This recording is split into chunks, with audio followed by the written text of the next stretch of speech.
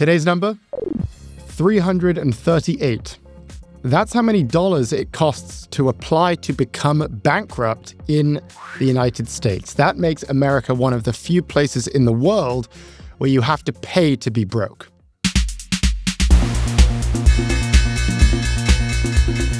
Welcome to Prof G Markets. I'm Ed Elson. It is January 28th. Let's check in on yesterday's market vitals. The S&P rose to a record high on optimism for big tech earnings. That gain came in spite of US consumer confidence data, which actually fell to its lowest level since 2014. Meanwhile, United Health dragged the Dow into the red. More on that in a moment. The yield on 10-year treasuries rose ahead of the Fed's decision out this afternoon, and the dollar continued its slide to a 4-year low as President Trump dismissed concerns about the currency's decline. He said, quote, "I think it's great." He also said, quote, "I could have it go up or go down like a yo-yo." Okay, what else is happening? The EU and India have finalized a historic free trade agreement. The deal, which comes after 2 decades of talks, will phase out tariffs on the vast majority of goods. That move is expected to double European exports to India within the next 6 years. The timing of the deal is also telling. It landed just after President Trump's threats over Greenland's strained relations with Europe. Meanwhile, India faces US tariffs as high as 50% on key goods, which raises an important question.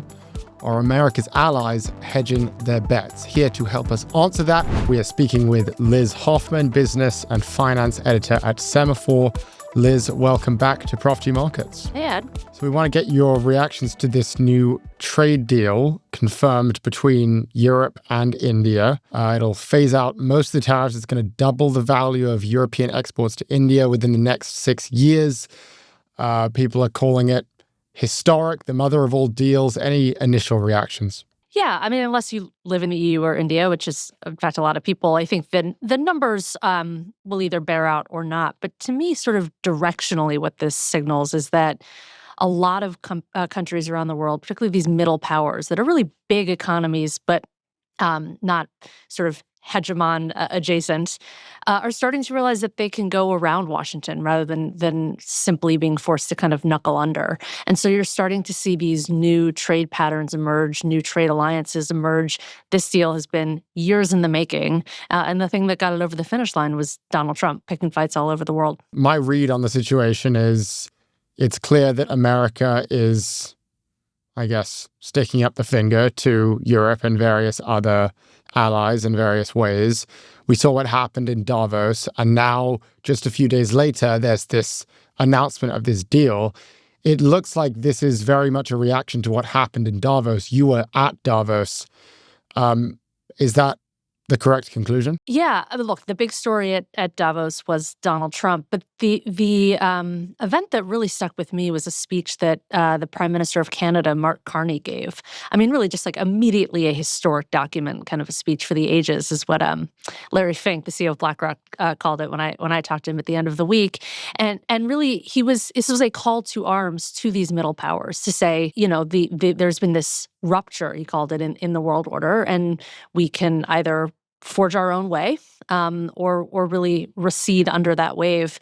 And, Carney had, I think, either just been or was on I think he'd just been in China, where he had signed a huge trade deal between Canada and China that, taking a step back, is actually a remarkable alliance. You know, it wasn't that long ago, if you remember, there were these huge geopolitical tensions between Canada and China. Canada had arrested a Chinese Huawei executive. I mean, this was really fraught relations between the two countries. And now you have this big trade deal that, among other things, will bring Chinese EVs, these really fantastically futuristic, the tech is great, they are cheap electric vehicles, to Canada, right on America's doorstep. And it all felt like a bit of a middle finger to Donald Trump. Also, he gave like the first couple of minutes of the speech in French, which really felt like standing up for, a kind of multilateralism and globalism that Donald Trump has really tried to dismantle. So, that was kind of a call to arms.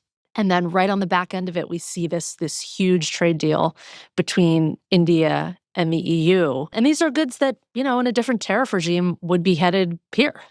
and will not be because of the tariffs that the White House has put on, particularly India. I recently saw Mark Carney spoke about that speech, which, as you say, I mean, everyone considered it to be groundbreaking. I've seen Canadians saying it's the best speech that Prime Minister of Canada has ever given.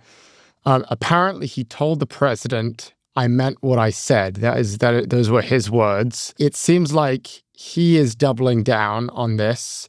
It appears that perhaps Europe is also doubling down on this position. We're going to find allies elsewhere. Do you expect that we will see more of these trade deals? I mean, it seemed like maybe the ball was starting to get rolling.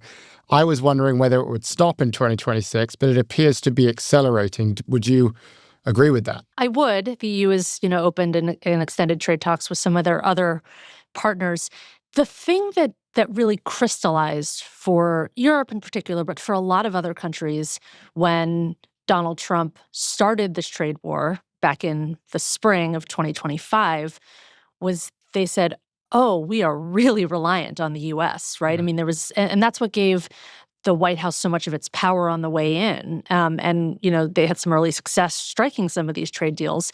But the alternative, if you're Europe or India or Japan or Canada, is to say, oh, we are too reliant on the U.S. and to go find partners elsewhere. And, the world is a big place and it is fragmenting. One word that was, Davos always coins these slightly ridiculous phrases. And one that I heard a lot last week was minilateralism, kind of as a replacement for multilateralism, and that these big global trade webs that largely flowed through the United States kind of as a global protector and hegemon and kind of, good corporate citizen, are being replaced by these more localized, more bilateral agreements and arrangements that increasingly are going to flow outside of Washington and around Washington, probably at least, to some degree in the near term to the detriment of American consumers. Okay, Liz Hoffman, business and finance editor at Semafor. Liz, appreciate your time. Anytime, Ed. Always a pleasure.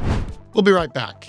And if you're enjoying the show so far, be sure to like and subscribe to the Prof G Pod YouTube channel at the link below.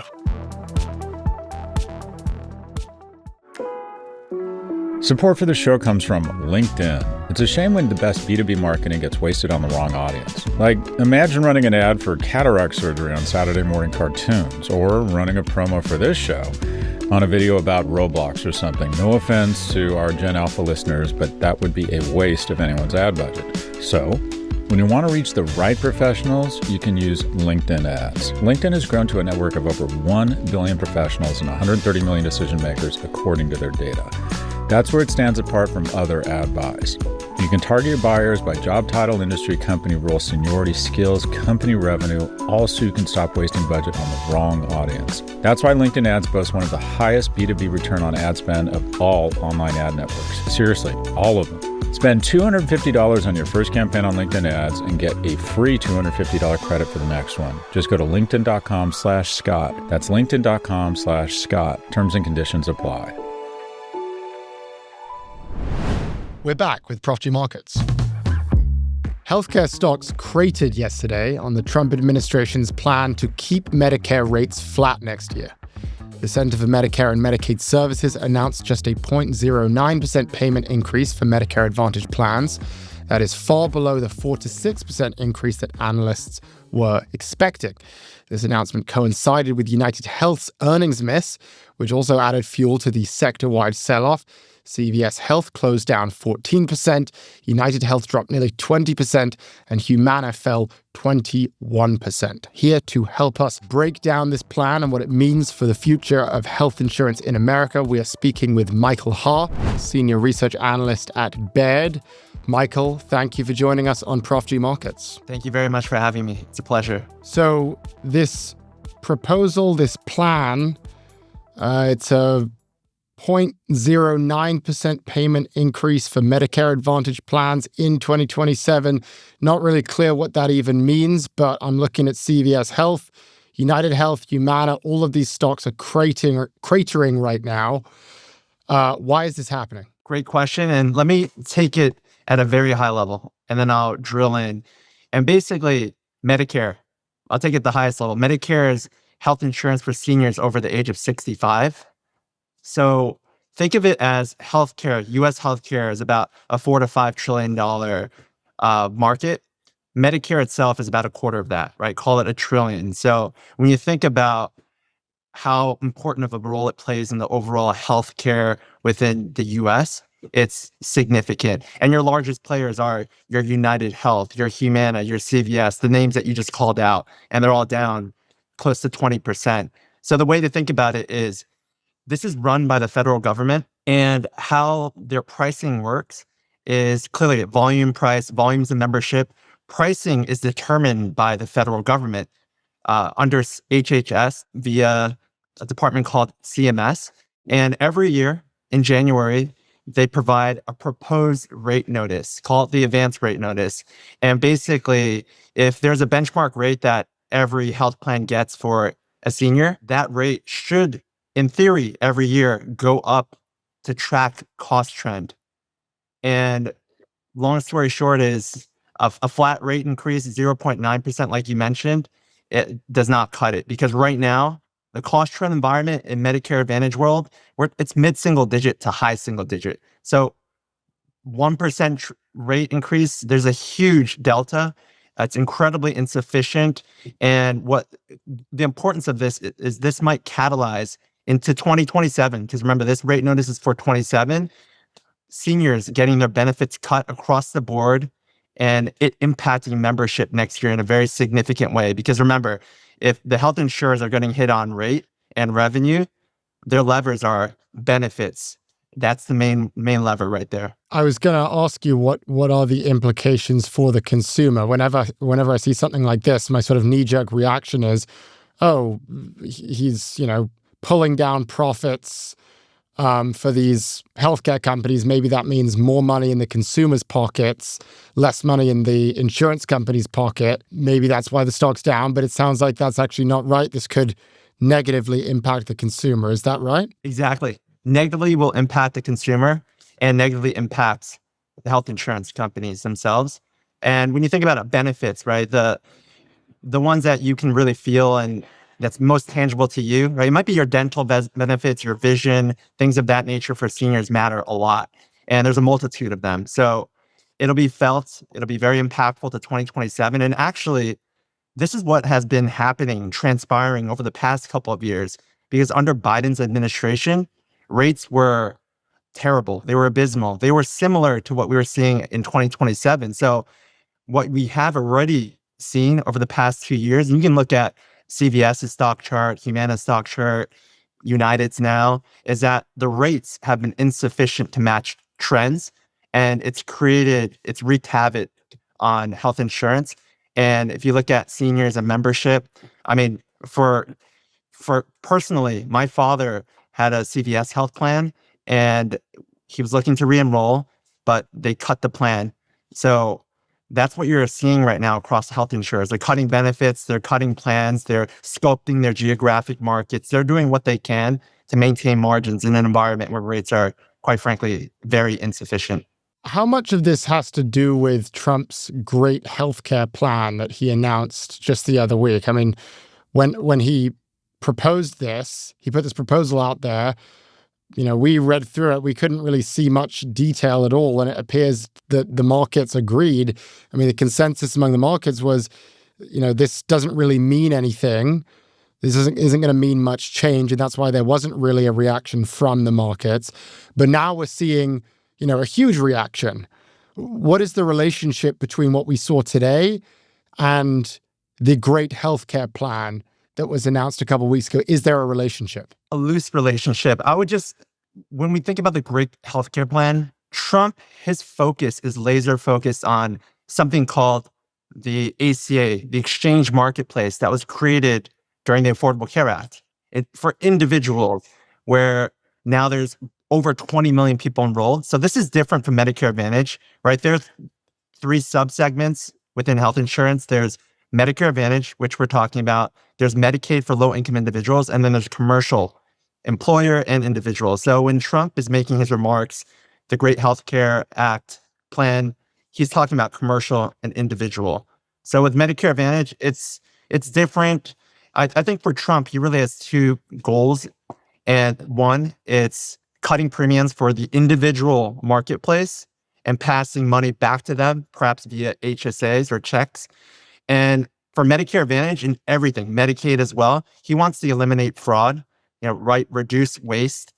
And when you think about Medicare Advantage and how it relates to what just happened last night, this rate notice, the biggest surprise within this rate notice is what they're doing on risk model changes. And I know this is going to be very technical and granular, but it's important to understand because what the government believes is that there's a lot of fraud in risk coding, in risk adjustment. There's been a lot of articles from Wall Street Journal, for example, about companies like United Health, Optum Health, improperly risk coding because, and if you bear with me for 15 seconds, I'll explain why it matters. So we mentioned how every Medicare Advantage plan gets paid a benchmark rate for every senior. And let's call it even number, $1,000 per member per month. So $12,000 annually. But it's unfair if, for example, your member might have diabetes and cancer and AIDS. You're incurring much more costs. So as a health plan, you should be getting paid more to match the utilization, which is why the government created something called a risk score.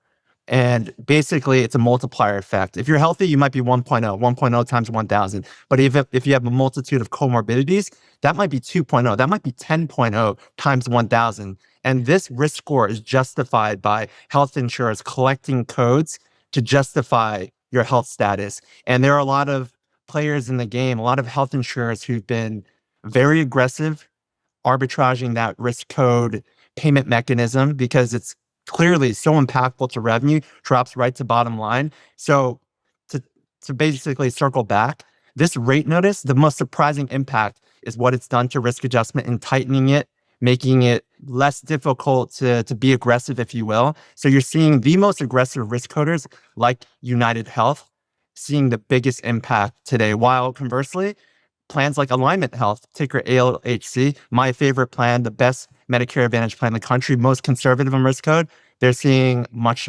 less of an impact. So I think it's important to really focus on that point. It seems like, just if I were to translate pretty simply, it seems like that's maybe a good thing, no? If we're cracking down on those practices that's been reported on, is that not something to get behind? It is a good thing. I agree. I think crackdown on all fraud across all of health insurance is a positive, but the implication is if health plans get hit on revenue and earnings, they're going to look to find it somewhere. And unfortunately, it'll be seniors' benefits. So that'll be the first toggle. And it will save the government money. However, it will impact seniors. So, positives and negatives to this. Michael Ha, Senior Research Analyst at Baird. Michael, appreciate your time. Thank you very much. We'll be right back. And if you're enjoying the show so far, be sure to like and subscribe to the Prof G Pod YouTube channel at the link below.